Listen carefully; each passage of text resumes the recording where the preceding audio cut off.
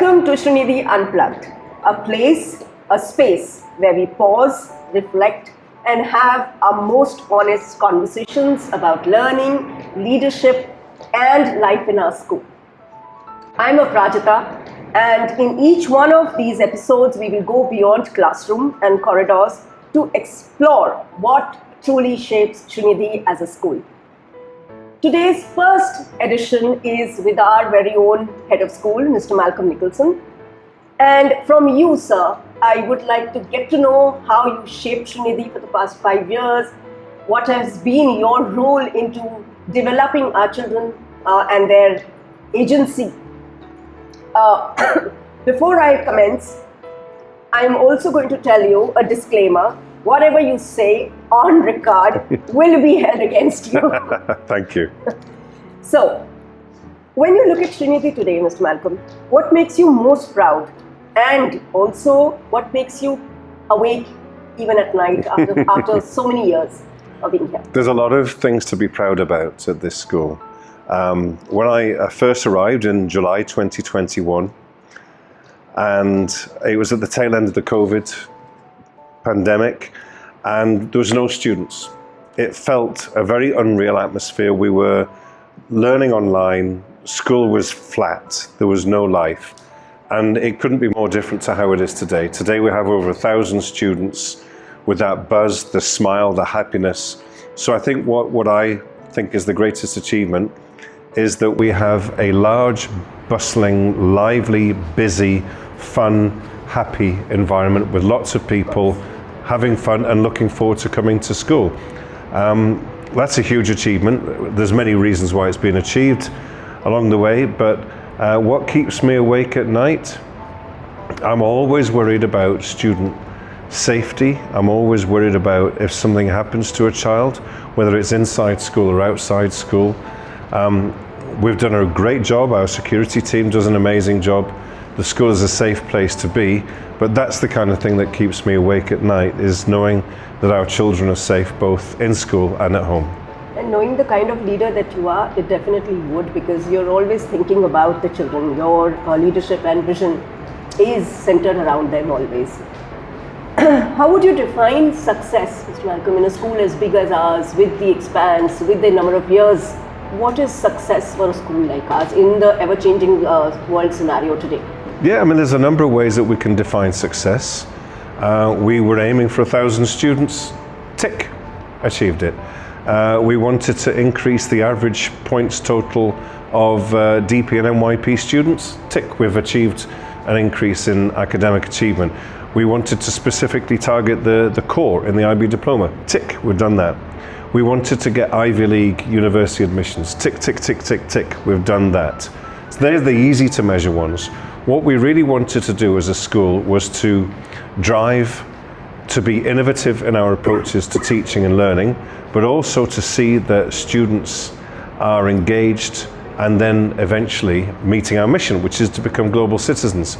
So how can we measure our success is in the kind of students that we develop and what the students go on to do once they leave Sreenidhi, whether it's at university or post-university. And I think that's what we're starting to see, is that we're producing students who come back and tell us that Sreenidhi made a difference in their lives. It made them think about local issues, national issues, and global issues, and that they are genuinely driven to do something about it. We're not producing children who just want to go out into the world and become rich. We're producing young learners who actually want to make a difference. Isn't the pride so visible on his face when he's talking about what the children bring back to him? And I think that is what courageous leadership is all about, Mr. Malcolm. So kudos for that. How would you balance, because this is an old school that you've been at, how do you balance the tradition and innovation? And you just mentioned a lot about innovation in an IB continuum school such as ours. Balancing tradition and innovation. I think one of the traditions of this school is to be continually innovating. I mean, that's really part of it, is that we want to continually innovate. And we have a sense, because we're IB learners, of lifelong learning. all of our teachers, all of our students want to keep developing, keep changing, keep learning. So there are great traditions in this school. The school has always been about the mission, developing global citizens. That's it. It's what it always has been. It's what it always will be. From the chairman to everybody that works here, that's the belief. We're not here as an exam factory. We're here to develop global citizens. So that's the tradition. Now, how we achieve that will change over time. With the introduction of AI and different forms of technology, the way that we achieve global citizenship will continue to change. However, the core business of what we're trying to achieve will never change. Developing global citizens who are open-minded, principled, caring, and compassionate people. Does that take a courageous leader to do that? What does a courageous leadership look like to you, Ms. Murthy? It's a very good point. Courageous leadership takes, many forms. Whether we're talking about the way that we work with the parent body, the governing body, the students, teachers, and so on. There's a lot of nuance there, but being courageous means having confidence in your beliefs, and my confidence is that the school's mission and vision is exactly what it should be. It's exactly where we need to be, and then convincing the community that sometimes education can look different in order to achieve that. One good example is within this community there's a huge obsession with grades, with marks, with assessment, and how to convince teachers, students, parents that assessment is not the be-all and end-all, that actually it's just part of the journey, and that what we see within the IB schools and within Sreenidhi in particular, what makes this school magical is what happens between the classrooms, between the classes, after school, before school, in the evenings and at the weekends. It's how Sreenidhi brings together this holistic education to produce amazing young people. And quite honestly, it's not assessments that do that. So that is a tradition within the community. And a lot of parents, of course, who were not brought up as IB kids, of course not. It's a hard transition to make. So one has to stand by one's own philosophy, own ideals, and as a school we do it together very well, and it takes a good team to keep that belief and that message going. So the courageous leadership really is about standing for what you believe in when maybe a lot of people within the community don't. And standing tall just as he does in every figurative sense of the word. Well, I do have the genetic disposition to be tall, yes. So when I joined school, I remember everyone talking, and there was a buzz around HQLT, and there was a buzz around IB philosophy. There was always this whole communication in between classes, between leaderships and things.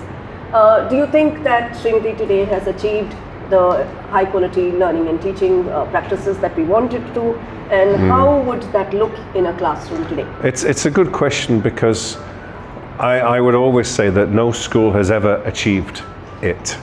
No school has ever achieved anything. We're always achieving, and one thing I learned from my years working at the IB is the value of, and I learned this, it's quite interesting, the value of the gerund term form of a word. So using the ing, we are developing, we are making, we are getting there. We haven't achieved it, we are achieving it, because it's continuous, it implies motion. And I don't think this school has achieved high quality teaching and learning. We are achieving it. We are better than we were, but we're not as good as we wish to be. That will keep going. Now, what does it look like in the classroom? We know that we're striving for innovative teaching methodologies. We're being transparent with students and their parents about what is happening and how it's happening and why it's happening. These are all hallmarks of it. We're connecting to real life. Everything is contextual and conceptual, as the IB would like it to be. But for me, the bottom line comes down to, for high quality teaching and learning, is great relationships between students and between teachers and students, students and teachers. That's where the magic happens. That's why Sreenidhi is a particularly special place, because it is built on fantastic relationships at all levels with parents and teachers, teachers and leaders, you name it. education thrives on relationships. So for me, high quality teaching and learning comes when the teachers engage students because they know the students well, they know who's in front of them, and they know how to make sure that every lesson really lands with the students. Absolutely, couldn't agree with you more, Mr. Malcolm, and that's why you're the IB guru for all of us. I was once an IB guru. So, when I'm listening to you, it's a very metacognitive approach that you've taken right now because A, given the PDP that the school was involved with, B, your whole self-reflective journey over the past 5 years. So there are two questions that I will ask you. How does metacognition impact student learning? And the second thing is that teaching practices, how do you see them evolving over a period of time? And I'm not saying evolved because you have given us the ing. So evolving over a period of time for the next 5 years, having gone through the recent evaluation that we just did. Yeah, I think metacognition is absolutely crucial. I worked at the IB at a time when we were really writing down what ATL meant. ATL had always existed, approaches to learning skills. It had always existed in IB programs, particularly PYP and MYP, but people really didn't know what to do with it. So what we did was really try to sketch it out for the IB, and it's there in From Principles into Practice across the programs. And I worked very hard with Lance King on defining this for the IB. And the whole point of ATL is really to help students get to a point where they have that ability to be metacognitive. Every ATL skill you're learning, whether it's in self-management, whether it's social or communicative, is leading to that point where students are self-driven, self-initiated, and understand themselves as learners, and so can then devise strategies to become better learners and better versions of themselves. That's the whole point of ATL. And so the massive amount of work the IB has done is to get there. And this school at Sreenidhi, we've done an amazing job over the last 18 months in the primary and secondary schools to develop strategies for encouraging students to be metacognitive. So by now, students really have a very good understanding of who they are as learners, and it's fantastic to see them being able to articulate it, whether they're grade 3 or grade 10. What we're seeing across this school, thanks to the many, many great strategies that have been shared with them by teachers, the students actually understand who they are as learners and how they can improve as learners. And that's been a really amazing thing to see. And we've taken metacognition from almost ground level to a really great level, and that will just continue.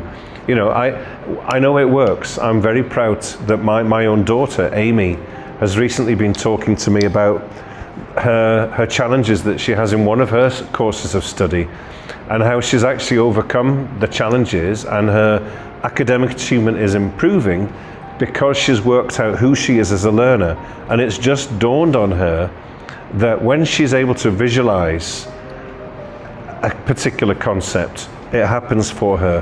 Whereas when it wasn't visualized, she wasn't understanding it. It was just theory on a paper. So once children start to understand how they learn, they can then learn better and be more successful. So I think looking into the future, as you're asking, what will learning look like? Obviously, I think as educators realize that there's less and less content that is going to need to be taught because it's there at our fingertips at all times. What we will need to be doing very much in the future is thinking about the skills that students learn. For example, how to filter that content that they're receiving. Even with AI, as much as many of our students are using AI, somebody with a motive is behind the information being received. So we have to teach students to be good critical thinkers, to evaluate whether the information they are consuming is valid, reliable, and without bias, or if it has bias, what is the bias? So it's our job as educators, more and more and more, despite the world of AI, despite increasing technology, that we as educators need to teach students specifically to be critical thinkers, creative thinkers. Going back to the famous 5 C's, communicators, collaborators, critical thinkers, creators, all of those ideas, and be compassionate, kind, and caring. This is what we can do at school. It's now gone beyond teaching bodies of knowledge. The next step for education is now not what we teach and how we teach, because we're doing quite well on that, is to what end. Because of the advent of AI and so on, what will the evaluation of learning look like in the future? At the moment, evaluation of learning looks like exams. But are we at a point now where exams are nearing the end? How, if education is about developing learners who are kind and compassionate and principled people, then how does a school evaluate the extent to which that has happened? And that will be the challenge. That's the challenge for universities, that's the challenge for schools. If you look at the work of great thinkers like Conrad Hughes and others who are looking at how we look at student competencies, that's where education has to now go in the next 5 years. How do we know that we are actually developing the traits and the skills that we want to develop? The great cliche being, do we assess what we value or value what we assess? Absolutely. So it's very important that you mentioned beautiful things like the 5 C's. You talked about student ownership, you talked about student autonomy, agency. And I see that as a fine example of what's happening in Sreenidhi. I mean, when I joined first, I think this was the only school where students interviewed me, Mr. Malcolm, for the role of the principalship.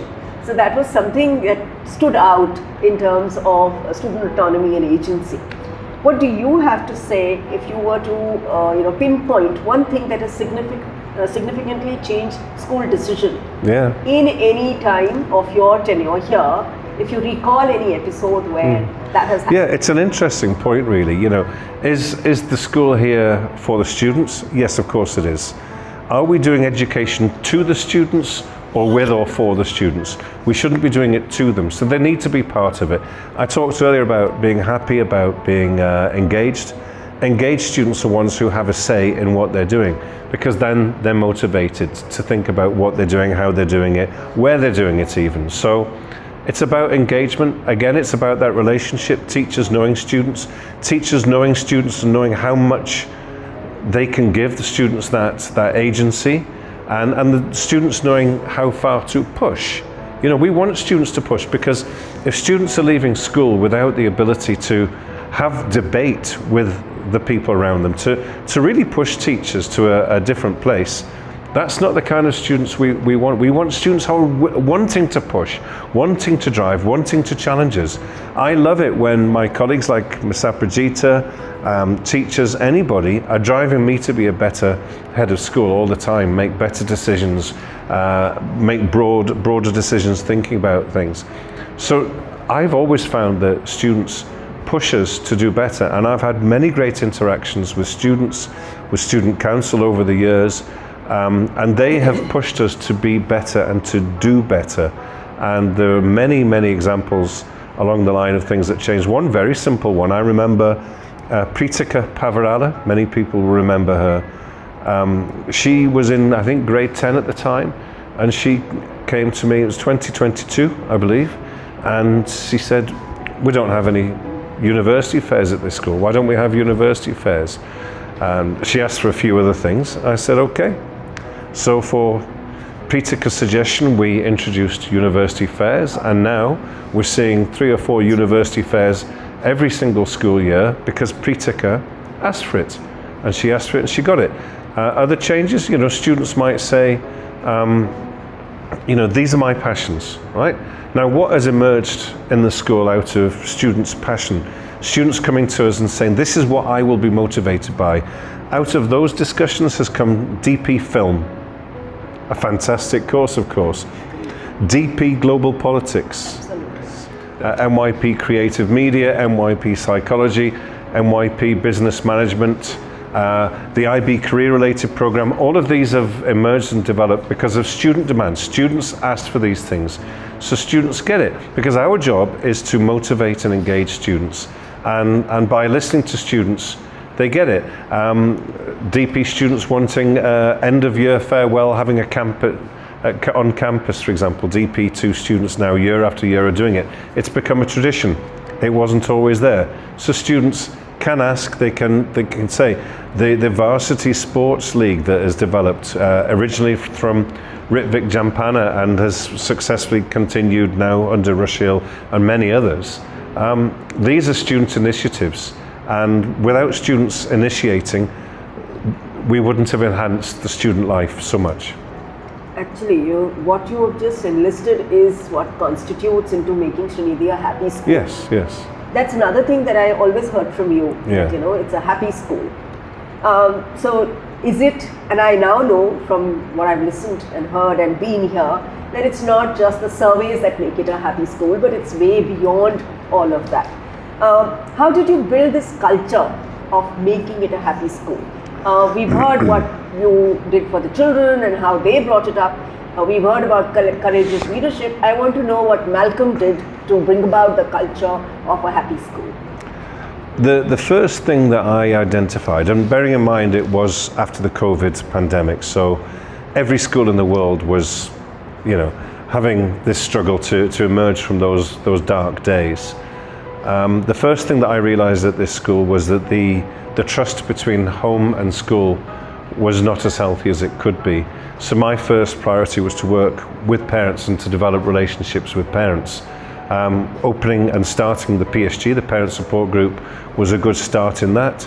And to get to the point where parents knew that they could come and talk to me or any other people in leadership and any teacher. So it took a little while to develop the parent-school relationship. That was the first priority.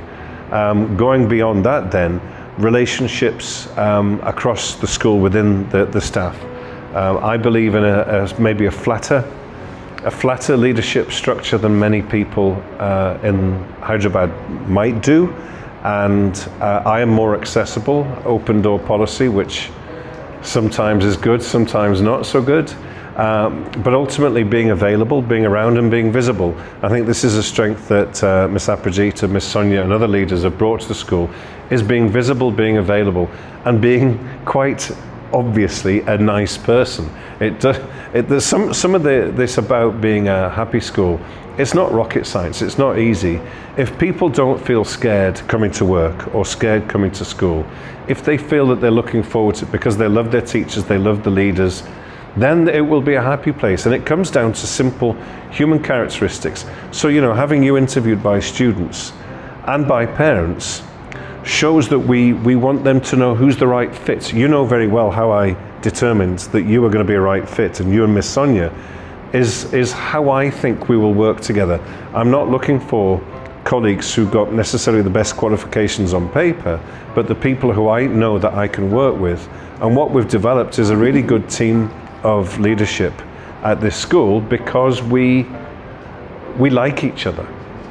And what you then take from there is that students see that the leaders like each other, they enjoy each other's company, that teachers enjoy each other's company and are friends. And this becomes infectious, that you can see positive relationships. You don't walk along the corridor in the IB block or cluster 1 and hear people screaming and yelling at each other. It becomes a really nice environment like that. And it is down to simply good, positive relationships. And people then look forward to coming to this place. It takes a lot to build a village, a town, and a country, and it starts with a school. You have, in many, many ways, done that. You are a mentor to many of us. But, and many parents also look up to you, but I'm just thinking, given the scenario that we are preparing children for the world that doesn't exist, did you think that we've done a good job with the technology invading every aspect of our lives? How far are we from reaching that goal? Should that be a goal in itself at all? Yeah, it's a good point. How quickly can any school keep up with the changes in the world? As a teacher of, say, the sciences or of literature or of geography, for example, you keep up with the world, you keep up with what's happening, but it doesn't change too quickly. As a science teacher, if I'm teaching about food chains and food webs, that theory hasn't changed in years and you can keep up with it. But the way that students consume learning these days is changing perhaps more quickly than we have kept up with. So I would suggest that for the next strategic plan that Sreenidhi puts together, it must look at technology, it must look at AI, and are we at the cutting edge of what's going on or not? Well, I can tell you now, we're not, right? We are behind the curve there. Our students are using AI in very constructive and positive ways in which we teachers have got no idea about, right? The students are ahead of us, the leaders and the teachers. There may be pockets of teachers who understand the benefits and how to work with and through AI, but not that many. And as a school, we haven't taken a position on it. So that's something that we must do, and that is, I wouldn't say it's a failure, but it's something that we haven't got right at this point. So we do need to do that. We're preparing students for this unfamiliar world at developing students' awareness of global issues. Because we're an IB school, students have to do service or action in the community. They have to get engaged, and that's a good thing. Students learn a great deal through that. So we're doing well, I think, in terms of values, attitudes, developing the skills for life. We're doing a good job. What we need to do further then, I think, is, and this is maybe more controversial, is work with parents so that parents can join in this journey with us. Because at the moment, I fear that many parents simply are not ready to let go of the control that they want to have over the lives of their children. Where we're, in a very IB and maybe idealistic way, saying students have to fail well, they have to have the opportunity to take risks, try new things and see if it works or not, and sometimes get sweaty, tired, hurt, upset. It has to happen. This is how you learn and you develop as part of growing up. But we have a community where far too many students do not have any ability to fail or to even suffer a little bit because the parents are overprotective and pampering. And so I think while the school we're doing our best, we need further support in the development of these children's traits and attributes, and that has to come from home. In your experience, you have grown up children. What is good parenting in today's time? Oh, good parenting in today's time? To some extent, and it depends on the age, doesn't it? A 3-year-old, a 13-year-old are very different. You and I are on the relatively old side of life, of our professional lives. We're relatively old. And one thing that we have to get used to is not only working with different ages of children and how children are changing in time. Their access to games, to the internet and so on is one matter, but also it's a different generation now. We're working with young adults, young teachers who are of a different generation to us. And so young people, whether they're parents in this community or students, are far more self-aware than they've ever been.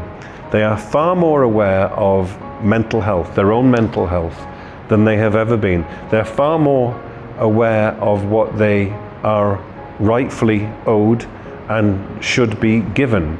And our generation has taken away a lot of what they will inherit. Our children will not have the same financial benefits that certainly our parents had. They will struggle more. It'll be more difficult to get jobs. It'll be more difficult for them to buy houses. There's those challenges. People of our age have ruined the planet. They have that to worry about and be concerned about, climate change and more.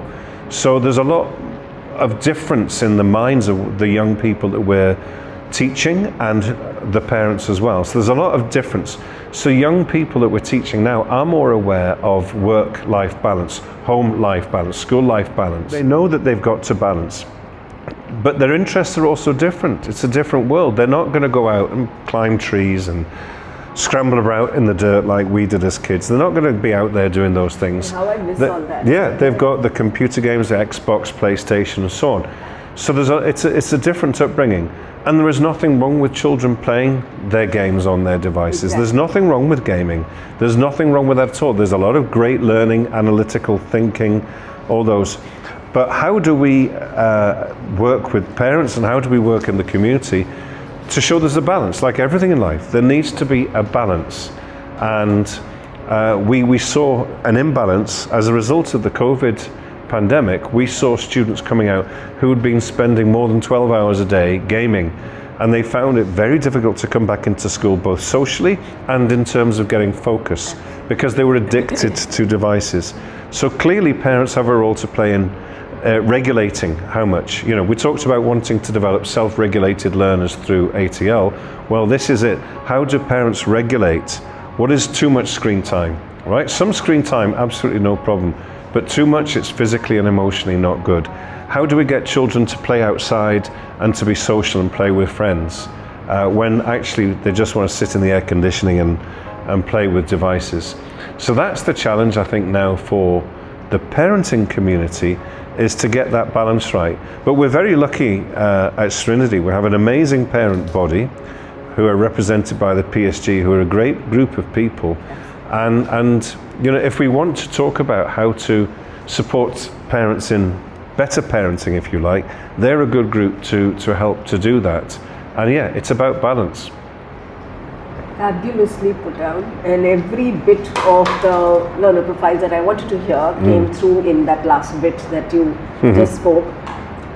So talking about you know, the skills, I will take you through a little self-reflective practice, Mr. Malcolm. What has been your most difficult leadership decision, and what did you learn from it? Because you're clearly a lifelong learner. Yeah, I hope I am a lifelong learner, and I'm always observing and listening and learning, and I watch other leaders to learn from them as well. I think the most difficult decision at Sreenidhi, every time there's a disciplinary matter, every time you have to talk about students having made mistakes, and then how can we find ways to help them to learn from that mistake whilst understanding there are consequences for every action. So I think every single time that we've looked at severe disciplinary matters, they've been the most difficult, and they keep me awake at night. I'm with you through it. Yeah. And if talking of your leadership style, because it has been quite unique, quite impressive, and very influential, for me at least, who did influence your leadership style as well? It's a good question. I think my leadership style is very much influenced by, as a young teacher, I used to watch and observe school leaders, because I knew I wanted to be a school leader, so I consciously watched. I could list who I watched and learned from: Dennis McKinnon in the Bahamas, Keith Wecker and Adrian Watts in Thailand. And I watched and I learned, and I looked at bad leaders as well. I saw plenty of them when I worked at the IB, and I learned from the bad leaders, from the good leaders, a bit of that person, a bit of that person. So what I am is an amalgamation of other people thrown in with my own genetics. It's so beautiful, because what you learn from a good leader is what you learn from a bad leader, what not to do. Yes, absolutely. Yeah, so thank you for bringing that out. And if you were to go back and speak to your younger self as an educator, what is that one pearl of wisdom that you will drop in the lap? What would I tell my younger self? Well, on one hand, try harder at football and become a professional footballer, not a teacher. No, that's I just didn't have the ability for that. I wish, but I didn't have the ability. To be more conscious of what I'm doing. I think as a young teacher, and even as a young leader, I spent most of my time relying on traits that I think I have as a virtue of genetics. Humor. I know that I can make children laugh, and I know that I can be engaging in the classroom and also as a leader. And I relied upon that far too much without being more conscious about what I'm teaching and why I'm teaching. I tried to just rest on my personality, and in time I learned that you have to be better prepared and more effective over time to be a teacher. So if I was to talk to my young self, I would say, be more deliberate about what you do, be more serious about what you do. I'd say deliberate, yes, each one of us would need to, but I think he's been too harsh on himself, because he's been one of the best teachers a lot of students in this school have also had, with you teaching biology and English across grades. We haven't heard any complaints at all.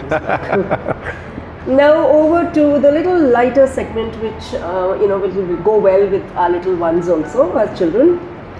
These are rapid fires. Okay. One word to describe Sreenidhi. Happy. A book every educator must read. Black Box Thinking by Matthew Said. That's the first book he told me to, and I love it. It's I love amazing. it. It influences all of my thinking. Absolutely. Chalkboard or screen? What are a screen? Chalkboard. Oh, chalkboard or a screen? Yeah. Chalkboard, definitely. Okay, there go your votes now. One habit that keeps you grounded.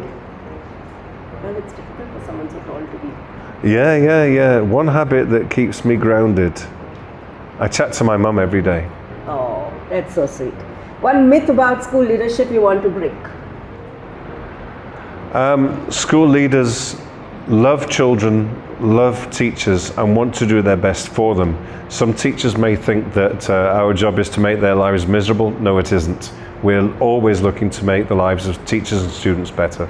Rightly said. And to top it all, if there was one message you would like to send out to every student, every teacher, and every parent at Sreenidhi, your favorite school in the world, what would it be to carry forward from you? We talked about agency quite a lot. We talked about students and teachers and everybody having a voice. But to some extent, we tell you which school to come to, which room to go to, which teacher you've got. There's one thing that you can control. You might not be able to control where you are, what you're doing, and with whom, but you can control effort. That's the one thing you can control. So at all times, please remember, whether you're a teacher, a parent, or a child, put in all the effort that you possibly can, and you will succeed. Thank you, Mr. Malcolm. Better words weren't spoken ever. As we wrap up this first signature episode of Sreenidhi Unplugged, we leave you with a thought that you can carry forward. Because listening, learning doesn't end when the conversation does. At Sreenidhi, and you all know that, we believe that every voice matters. Every question has value, and every reflection brings us closer to who we want to become. Thank you for listening, for thinking with us, and for being part of this journey. Until next time, stay curious, stay reflective, and stay connected. Thank you.